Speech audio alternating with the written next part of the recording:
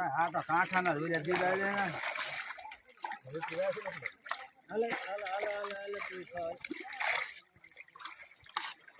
હવે એને થાય છે ને હવે ક્યાં ખાવું જોઈએ એક જગ્યાએ નાખે તો એને તો ફફડાથી બોલે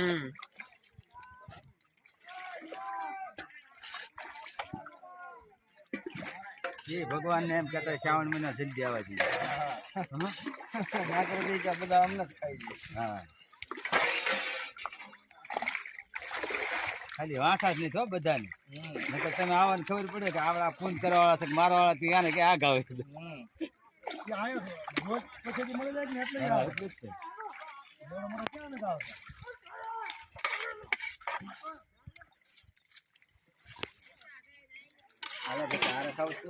હાલ